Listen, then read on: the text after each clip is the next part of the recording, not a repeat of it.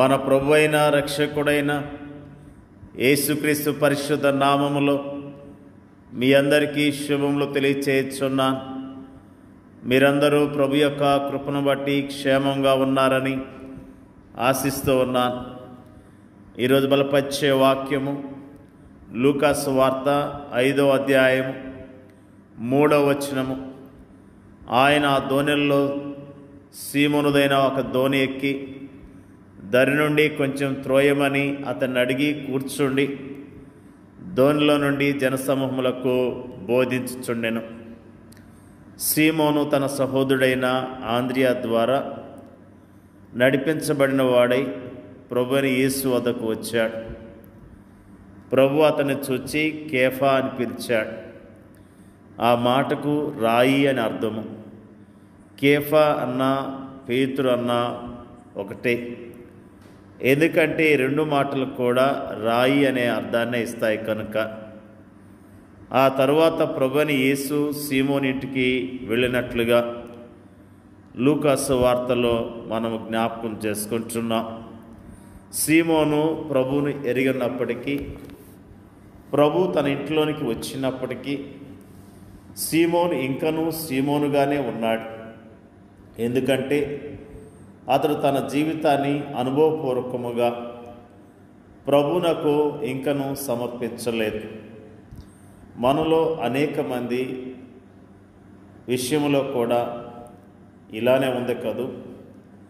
ప్రత్యేకించి నూతన విశ్వాసుల విషయంలోనూ క్రైస్తవ గృహాలలో జన్మించినప్పటికీ ఇంకనూ ప్రభువుకు తమ జీవితాలను సమర్పించని వారి విషయంలోనూ కూడా ఇలానే ఉంటుంది. అయితే ఒక దినాన ప్రభు సీమోను దోణిను కోరుకున్నాడు. దాన్ని ఉపయోగించి విస్తారమైన జనసమూహానికి బోధించాడు. ఆ తర్వాత ఆయన సీమోనును చూచి, నీవు దోణిను లోతునకు నడిపించి చేపల పట్టుటకు మీ వలలు వేయడని చెప్పాడు. ప్రభు అలా చెప్పటం ఆ సమయంలో సీమోనుకు హాస్యాస్పదముగానే ఉండి ఉంటుంది. ఎందుకంటే అతడు మరియు అతని సహచరులు రాత్రంతా ప్రయత్నించారు, కానీ ఒక చేపను కూడా పట్టలేకపోయారు. అందుకే అతడు ప్రభువును చూస్తూ, ఏలినవాడా, రాత్రి అంతయు మేము ప్రయాసపడితే కానీ మాకేమీ దొరకలేదు అన్నాడు. అయితే ఆ తర్వాత అతడు ఏమనుకున్నాడో ఏమో, అయినను నీ మాట చొప్పున వలలు వేతనని ఆయనతో చెప్పెను. వాస్తవానికి అతడు ప్రభు చెప్పిన వెంటనే ఆ పని చేసి ఉండాలి. కానీ అతడు తనకంతా తెలుసన్నట్లుగా తన ప్రావీణ్యతను గురించి అతిశయిస్తూ తన ప్రయాసం అంతటిని గురించి గొప్పగా చెప్పుకుంటూ అలా చేయటంలో ఏం ప్రయోజనం లేదన్నట్లుగా మాట్లాడాడు. ఆ తర్వాత నువ్వు చెప్పావు కాబట్టి చేస్తున్నాను, కానీ ఏం ప్రయోజనం ఉండదన్నట్టు అపహాస్య ధోరణిలో మాట్లాడుతున్నాడు.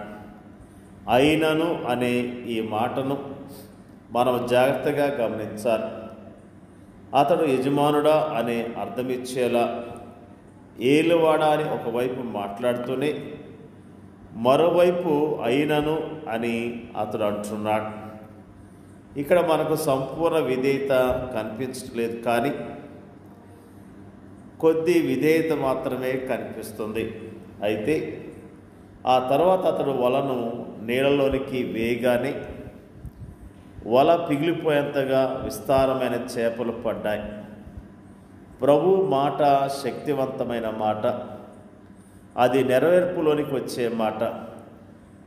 ఆయన చేపలు పట్టుటకు మీ వలలు వేయడని చెప్పాడు, కానీ ఖాళీ వలలు పైకొచ్చుటకు వలలు వేయడని అనలేదు. చేపల పట్టుటకు అని ఆయన పలికిన మాట వారు ఊహించినంతగా కార్యరూపంలోనికి వచ్చింది. మన ప్రభు వాగ్దానాలు నెరవేర్చేవాడు. అయితే విశ్వాసంతో ఆయన వాగ్దానము హత్తుకునేందుకు బదులుగా మనము మన అవిశ్వాసంతో వాటిని కుదించి వేస్తూ ఉంటాం. అప్పుడు ఒక అద్భుతమైన విషయం జరిగింది. సీమోను పేతురు అది చూచి యేసు మోకాలు ఎదుట సాగిలపడి ప్రభువా, నన్ను విడిచిపోము, నేను పాపాత్మునని చెప్పెను. సీమోను కళ్ళు తెరవబడ్డాయి. యేసును ప్రభువుగాను రక్షకునిగాను పరిశుద్ధునిగాను గుర్తించాడు. తాను పాపినని గుర్తిస్తూ ఆయన పాదాల చెంత రోధించాడు. ఇక్కడ ఏం జరిగింది? ఒక వ్యక్తి తను తాను పాపిగా గుర్తిస్తూ తాను పాపినని ఒప్పుకుంటూ రక్షకుని పాదాల చెంతకు చేరాడు. ఫలితముగా ఆ పాపిలో రక్షణ కార్యం జరిగింది. జాగ్రత్తగా గమనించండి. ఆ సందర్భములో పరిశుద్ధాత్ముడు సీమోనును పేతురుగా ప్రకటించాడు. సీమోను పేతురు ప్రభుతో, ప్రభువా, నన్ను విడిచిపోము అన్నాడు. అయితే ప్రభువు పేతురును విడిచిపోలేదు. కానీ భయపడకము, ఇప్పటి నుండి నీవు మనుషులను పట్టువాడవై ఉందువని అంటూ అతన్ని ధైర్యపరిచాడు. నేను నిన్ను విడిచిపోను, కానీ నీవే నన్ను వెంబడించు అంటూ అతన్ని నడిపించడం ప్రారంభించాడు. అతని జీవితంలో దేవుని ఉద్దేశము సఫలీకృతమైనట్లుగా కడవరకు అతన్ని నడిపించాడు. ఎంత అద్భుతమైన ప్రభు! అతడు కానీ మనము కానీ చేయవలసిందల్లా ఆయన వెంబడించటమే. దేవుని యొక్క వాక్యంలో మనము జ్ఞాపకం చేసుకుంటూ ఉన్నాం. పేతురు ప్రభు యొక్క శక్తిని గుర్తించగలిగాడు.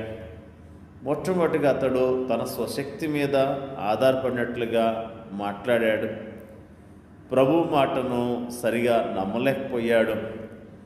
అయినను అనే మాటను వాడినట్లుగా జ్ఞాపకం చేసుకున్నాం. ప్రభు మాట విని మరి వలలు వేసినప్పుడు విస్తారమైన చేపలు పట్టినట్లుగా మనము జ్ఞాపకం చేసుకుంటున్నాం. పరిచర్య చేస్తున్న సేవకులమైన మనము, విశ్వాసులమైన మనము ఆయన మాట చొప్పున సువార్త పరిచర్య చేయవలసిన వారమై ఉన్నాం. ఆయన చెప్పిన రీతిగా ఆయన పంపించిన చోటుకు వెళ్ళి మనము సువార్తను ప్రకటించవలసిన వారమై ఉన్నాం. ఎప్పుడైతే మనము ఆయన నడిపించినట్లుగా మనము వెళ్ళి సువార్త ప్రకటిస్తామో అక్కడ దేవుడు కార్యాలు జరిగించడానికి సిద్ధముగా ఉన్నాడు.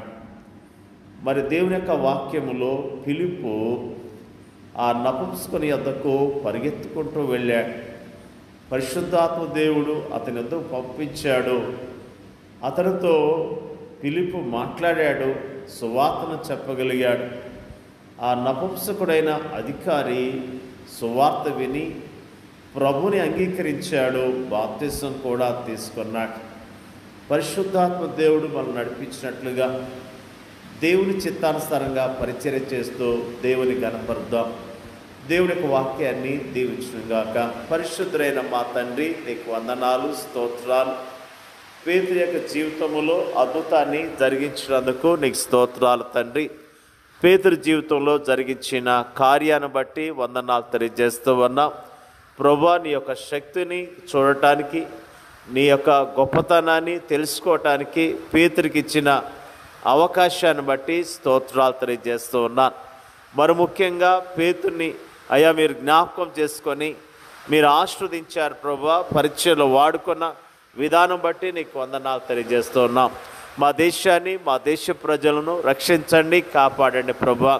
మా దేశంలో నీ పరిచర్య చేస్తున్న సేవకులందరికీ కూడా నీ మాట విని నీ మాట చొప్పున పని చేయటానికి, నీ నామములో అనేకమైన ఆత్మలు సంపాదించడానికి మీరే సహాయం చేయండి అయ్యా. ప్రార్థన చేయించున్నాం. ఇచ్చిన ఈ సమయాన్ని బట్టి నీకు వందనాలు తెలియజేస్తున్నాం. వాక్యం ఇచ్చిన ప్రతి సహోదరుని సహోదరిని జ్ఞాపకం చేసుకోమని ప్రార్థన చేయించున్నాం. మా దేశంలో నీ పరిచర్య చేస్తున్న సేవకులను, వారి కుటుంబాలను జ్ఞాపకం చేసుకోండి. నీ ఆత్మ ద్వారా ఒక్కొక్కరు నడిపించని, ఒక్కొక్కరిని బలపరచమని మరి ముఖ్యంగా ప్రార్థన చేయించున్నాం తండ్రి. మరి ముఖ్యంగా అయ్యా నీ నామములో మాకు ఇచ్చిన ఈ సహవాసాన్ని బట్టి, నీ వాక్యాన్ని ధ్యానించడానికి ఇచ్చిన అవకాశాన్ని బట్టి నీకు వందనాలు. నీ నా మహిమార్థమై ఈ లోకంలో నీ కొరకు జీవించడానికి మీరే సహాయం చేయండి.